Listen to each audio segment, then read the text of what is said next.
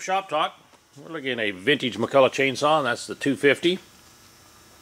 These were made in the 60s, and my dad and I cut a lot of firewood with a chainsaw just like this. I remember many hours him running this and me splitting firewood.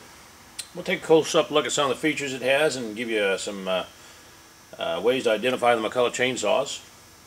And the manual oiler is on the left. This has got a primer.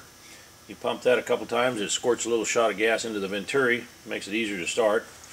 Kill switch right here. Top load on the oil reservoir and the gas reservoir.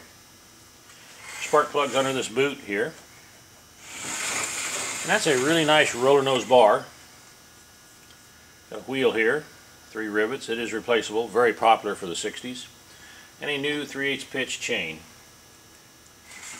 Clutch cover. There is a crack on it right here. Doesn't affect the running of it. Large falling spike. These are what I call a watered down high performance motor. McCulloch did this to sell these motors. They made a bunch of them and they needed to sell them, so they watered them down, made them less powerful so the firewood cutters could use them.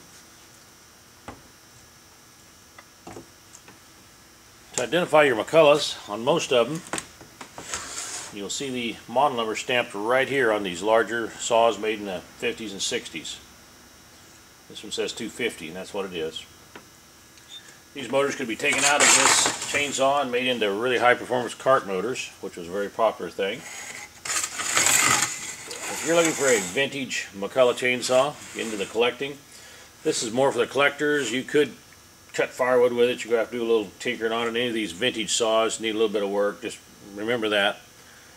But if you're collecting McCulloch chainsaws, you're wanting a vintage muscle saw, here's one.